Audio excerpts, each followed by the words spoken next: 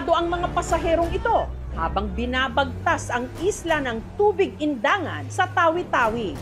Patungo sa isla ng Bonggao, sakay ang bangka o lancha. 30 minutos lang dapat ang biyahe, pero tila yun na raw ang pinakamahaba nilang paglalayag. Nang mga oras kasing yon, idinuduyan na sila ng malalaking alon.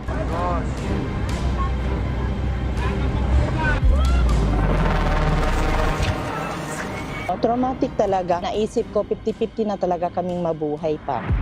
Hampas-hampas yung lansa sa alon. Nagpanik po yung mga tao.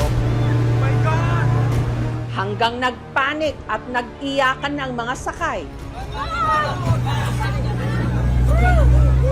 Nung ang kanilang lancha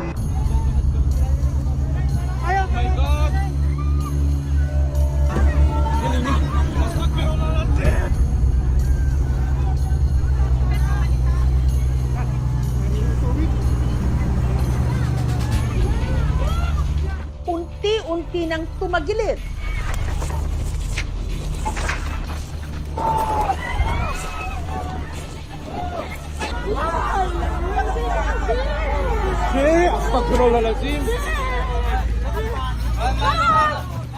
Pinasukan na kasi ng tubig, kaya ang ilang mga pasahero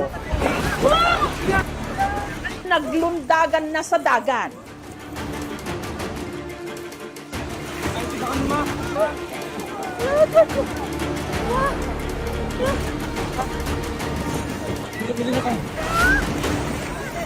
Hindi pa kaya huli ang lahat bago dumating ang saklolo.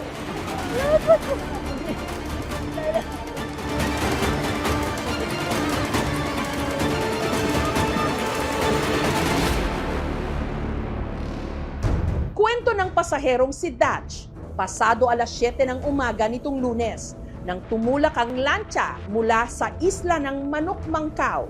Pagsakay ko po ng lansya, medyo okay naman po yung weather sa amin. Kasama rin ni Dutch ang kanyang ama na si Muhammad Jamjam. Kakaunti lang daw nung unang pasahero hanggang ang kanilang sasakyang pandagat tumigil sa port ng Tubig Indangan para sa inspeksyon ng Coast Guard. Nadagdagan kami ng pasahero na sa 20 to 30. Nakita po kami ng Coast Guard kung gaano kami karami sa lansya. Chinek naman po ng Coast Guard, tapos pinapayagan po kami na bumibiyahe sa Bonggao. Habang binabaybay ang ruta patungong Bonggao, biglang nag-iba ang timpla ng panahon. Nagsimula na silang ragasain ng mga alon.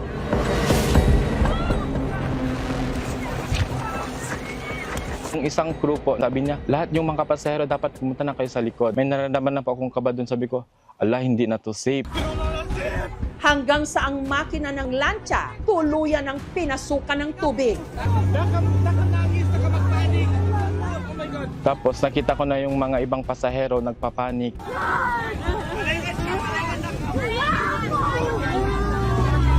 Yung isang crew, sabi niya, yung life vest nasa baba daw. Gusto ka kunin yung safety ring sa likod, pero may mga tao na nagunahan. Sobra po, ma'am, nakakatakot. Isip mo na lang yung buhay mo tsaka buhay ng tatay mo.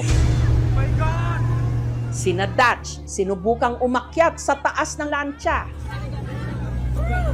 Noong mga oras na yon, ang tatay ni Dutch na si Muhammad Jamjam, inaatake na pala ng asthma.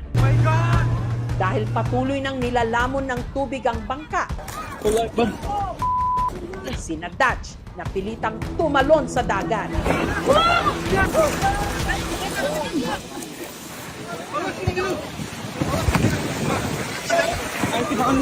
Hindi na ako makalangoy. Yung sa tapi ko yung anak ko, si Datu. Sabi nila, tulong! Sa awa ng Diyos, may nakapitan ng kanyang ama na sako ng parcel. Sabi niya, ma'am, sarili mo na lang iligtas mo, okay lang. Sabi ko, tayo, hindi pwedeng ganyan. Dapat sabi ko, kasama pa rin tayo.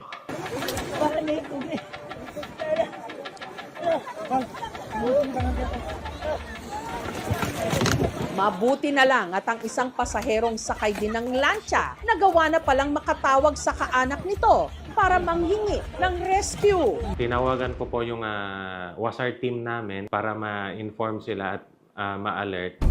Nang mga sandaling yon, sina Dutch at ang iba pang mga pasahero, halos 2 oras ng palutang-lutang. Sa lakas ng alon, ang ilang bahagi ng lancha nagkagutay-gutay na. Buti na lang ma'am na nasa harapan na kami ng lansya, nakalutang-lutang. Tapos yung itong paa ko, gilak ko sa harapan ng yung sa may lansya, may kahoy, gilak ko. Tapos yung kamay ko nakahawak sa may parser kasi andun yung tatay ko. Hindi ko siya ma'am binibitawan hanggang sa may na-rescue na po kami. Ilang sandali pa, dumating na ang rumesponding speedboat.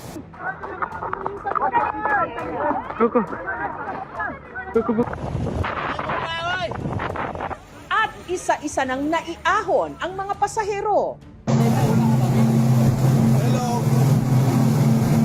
Ito na kami. Dinala sila sa Integrated Provincial Health Office ng Tawi-Tawi. 12 po yung nadala natin sa ospital. Ang na-admit po is 5 lang. Minor injuries lang po. Yung iba naman is nagka-hypothermia. Bumaba yung temperature nila dahil sa lamig.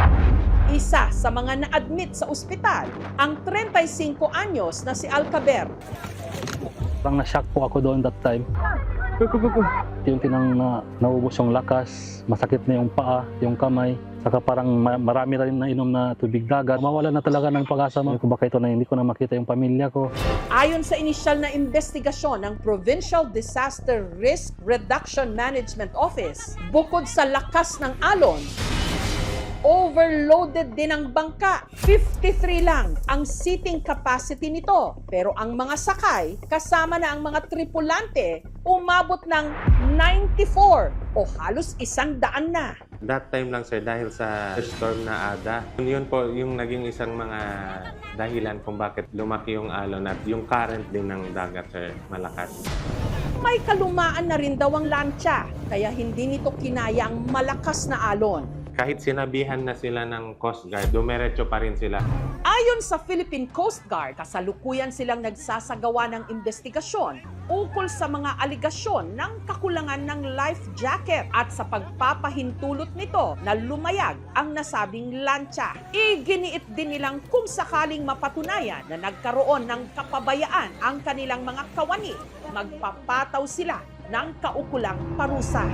Sinubukan ng aming team na kunan ng pahayag ang may-ari ng bangka, ngunit hindi sila sumagot. Kung ano yung capacity ng lancha nyo is dapat hanggang doon lang po tayo.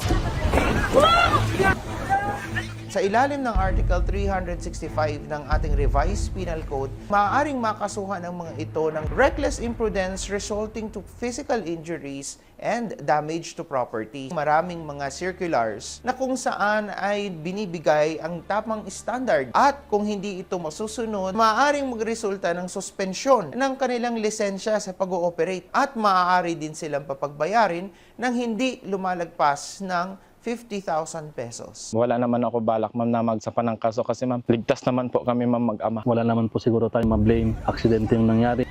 Immediately, dapat tayong maging kalmado. Hanggat maaari po, wag po sana tayong lalayo kung nasaan ang bangka. Dahil itong bangka na to is already a safe place kung saan tayo po ay po pwedeng makahawak. Ang pinakamaganda dito ay magreserba tayo ng hangin. Nagpapasalamat po ako kay Allah dahil giligtas niya kami. Ang trahedya sa karagatan, hindi maituturing na aksidente kapag may malinaw na paglabag sa patakaran.